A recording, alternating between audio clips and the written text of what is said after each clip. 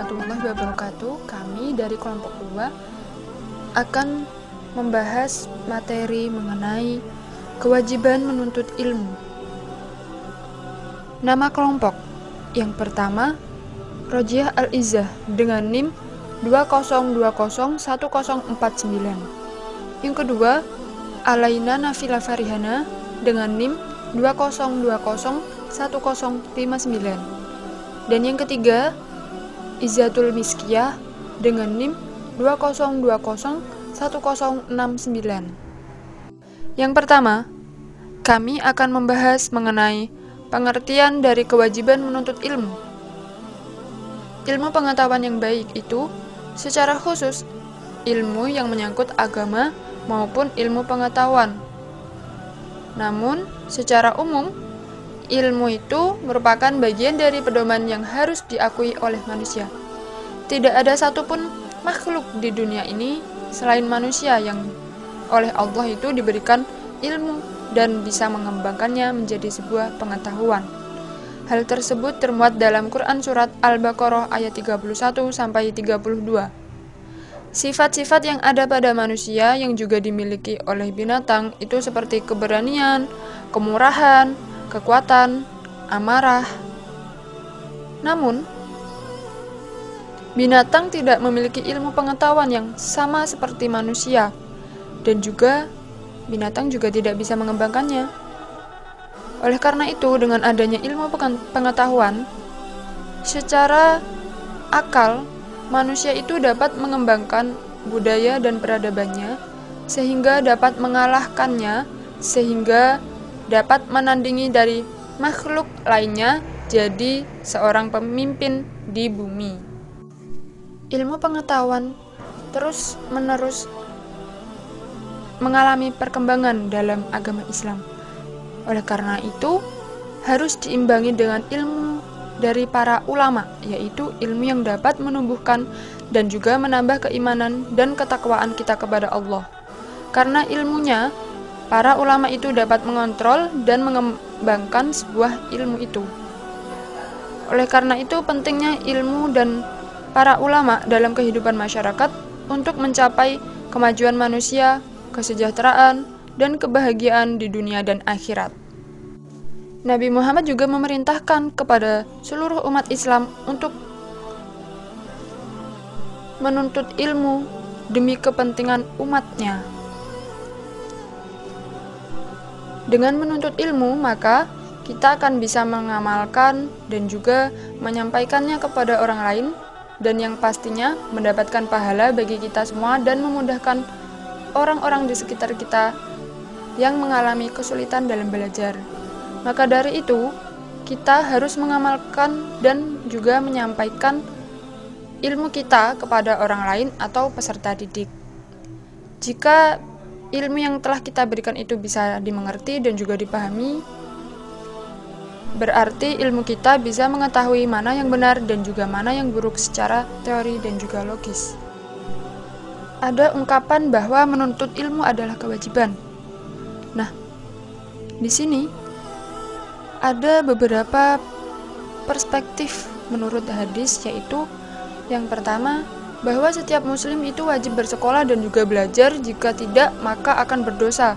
Dan bila seorang muslim bersekolah dan belajar dengan sungguh-sungguh, maka ia akan mendapatkan pahala karena niatnya juga untuk mencari pahala dan juga bernilai ibadah. Dan yang kedua, bahwa seseorang muslim itu yang tidak bersekolah tidaklah berdosa, apalagi bila dia memiliki kekurangan atau dari segi kemampuan tidak mampu dalam ekonomi.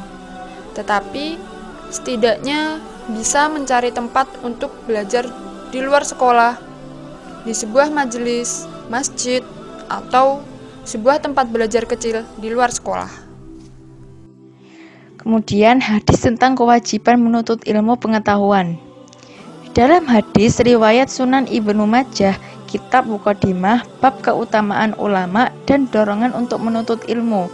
Hadis riwayat Ibnu Majah nomor 220 yang berbunyi, Haddatsana Hisamu Ibnu Umar, haddatsana Hafsu Ibnu Sulaimana, haddatsana Katsir ibnu Sindir Sindirin an Muhammad ibn Sirin an Anasin ibnu Malik qala Rasulullah sallallahu alaihi wasallam talabul ilmi faridatun ala kulli muslimin wa wadi'ul ilmi inda ghairi ahlihi kamukallidi khanaziri al-jauhara wal lu'lu'u wad dahab.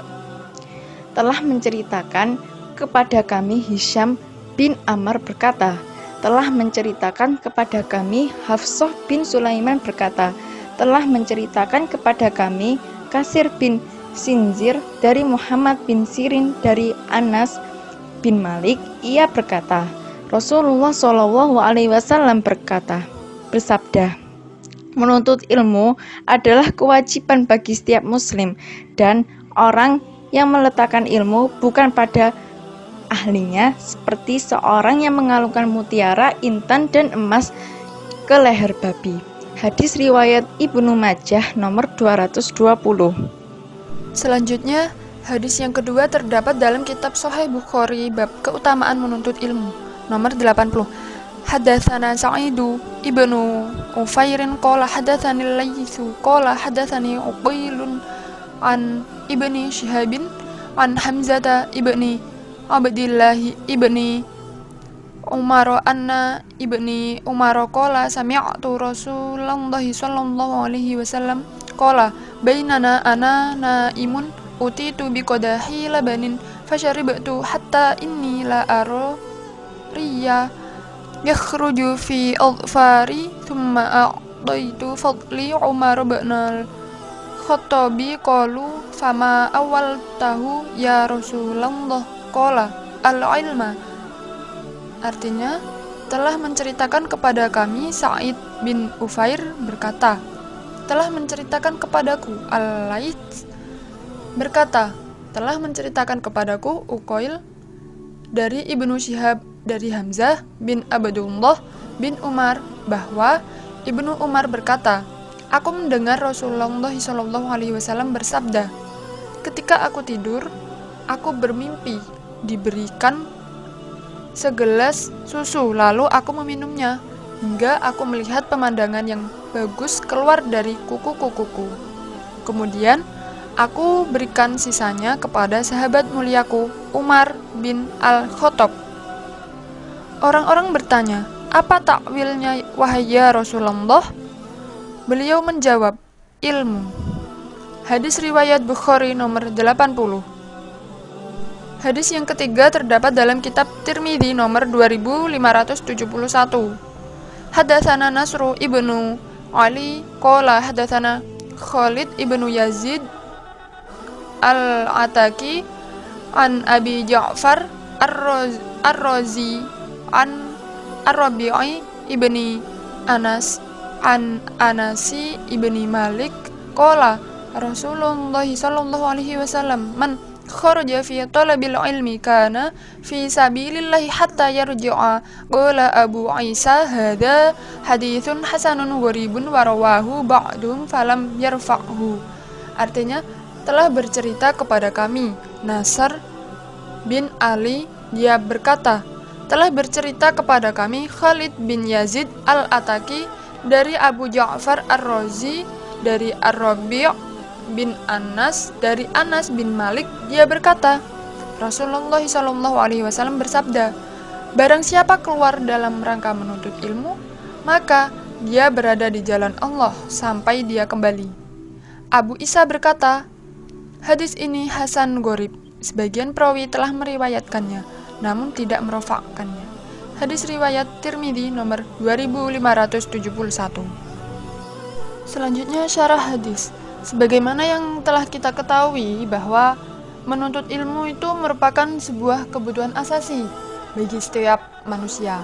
Nah, dalam hadis di atas tadi itu telah dijelaskan agar kita itu tidak terlena dari menuntut ilmu. Maka dari itu kita sebagai penuntut ilmu harus mengamalkan apa yang sudah disabdakan Nabi dan juga termotivasi apa yang telah disabdakan oleh Rasulullah SAW.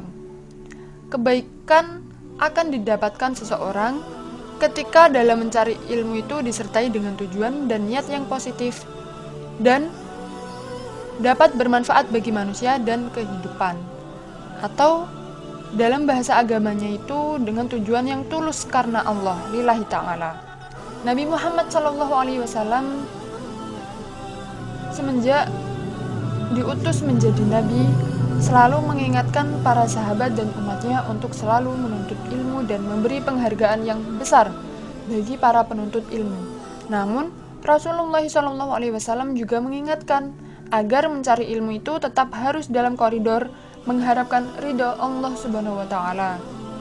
Karena hanya ilmu yang bermanfaatlah di akhirat dan di dunia akan menghasilkan ridho dari Allah Subhanahu wa Ta'ala. Hikmah dalam menuntut ilmu: 1. Hikmah nilai religius. 2. Hikmah nilai jujur. 3. Hikmah nilai toleransi. 4. Hikmah nilai disiplin. 5. Hikmah nilai kerja keras. 6. Hikmah nilai berorientasi pada tindakan. Pelajaran yang dipetik dari hadis: 1. Kewajiban menuntut ilmu di mana saja dan dalam keadaan bagaimanapun pula, sekalipun dalam keadaan sulit dan jauh. 2. Kewajiban menuntut ilmu bagi umat muslim baik laki-laki maupun perempuan yang sudah mukallaf. 3. Kewajiban dalam menuntut ilmu ada kalanya wajib lain dan wajib kifayah. 4. Penuntut ilmu dicintai, dihormati, dan dilindungi. Baiklah, sekian dari pembahasan materi kami tentang kewajiban menuntut ilmu. Apabila ada yang ditanyakan, silakan ditanyakan di grup WA. Wassalamualaikum warahmatullahi wabarakatuh.